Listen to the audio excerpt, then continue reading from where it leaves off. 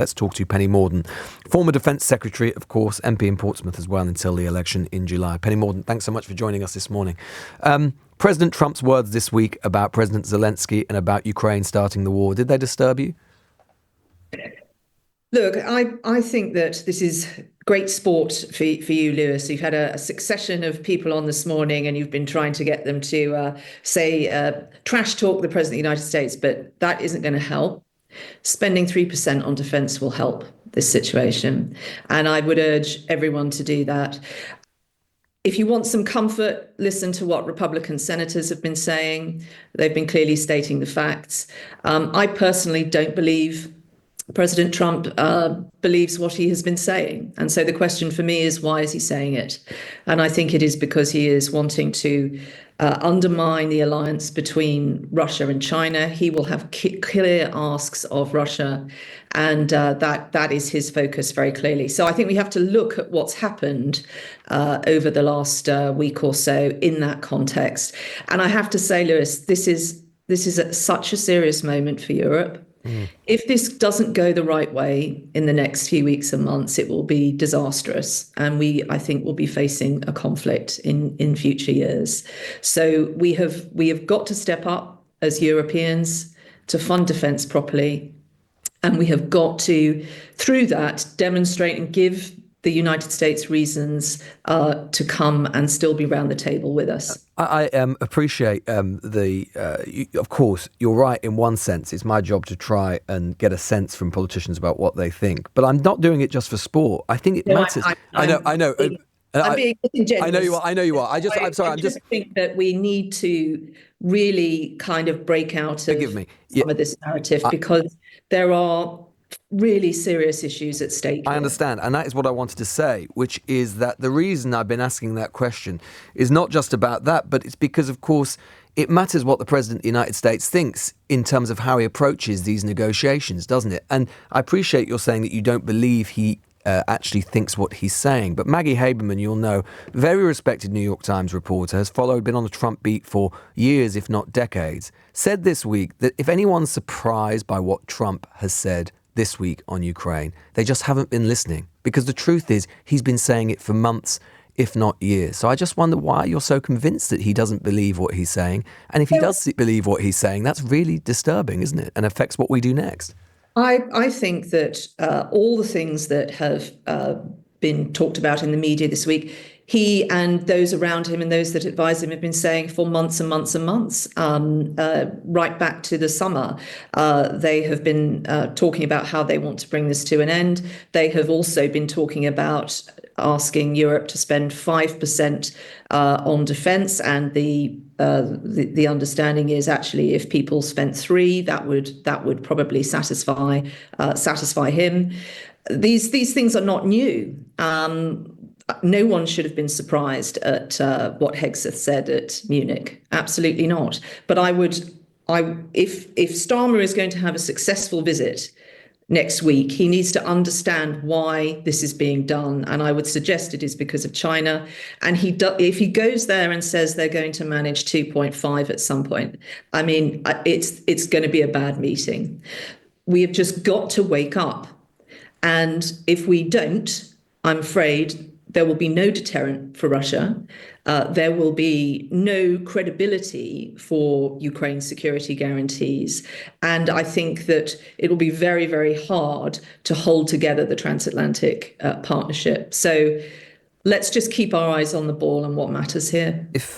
Where do you think, as a former Defence Secretary yourself, you know the MOD, you're very much across what the strategic requirements are and might be. Where do you think defence spending may have to be or should be in the years ahead?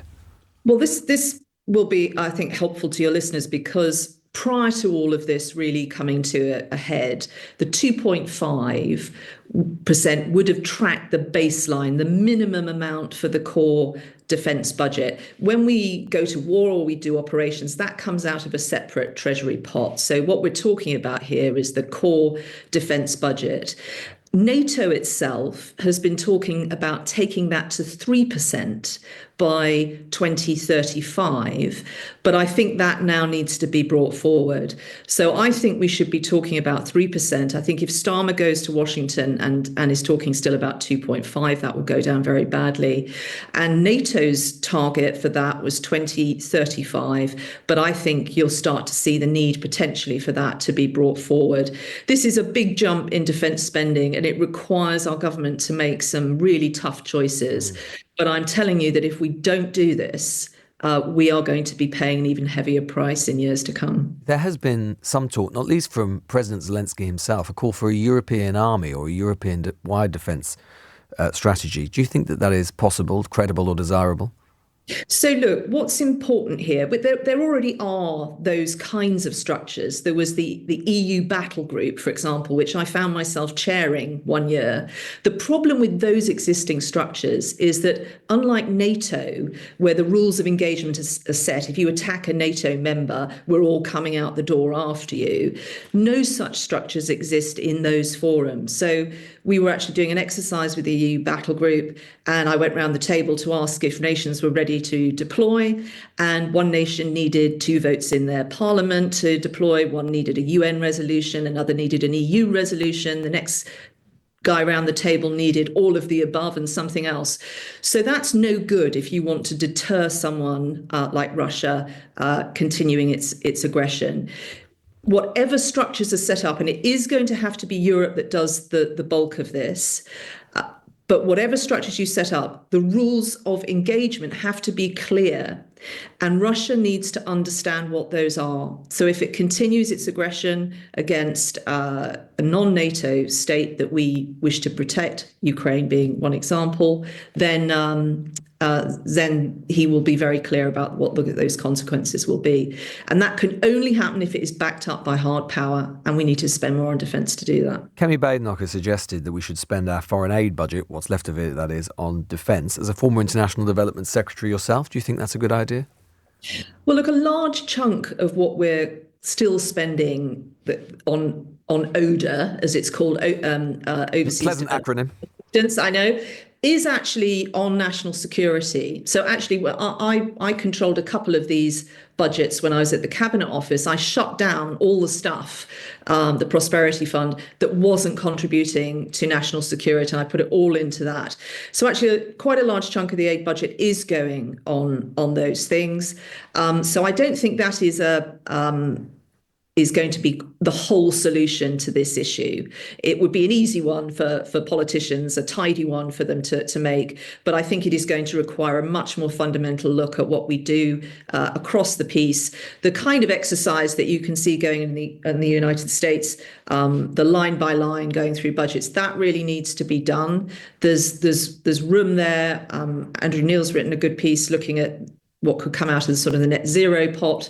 There are other areas you could go after, a lot of potential in the welfare budget, but we are going to have to make these choices as a nation. Penny Mordaunt there, former Defence Secretary, talking to us on Sunday with Lewis Goodall.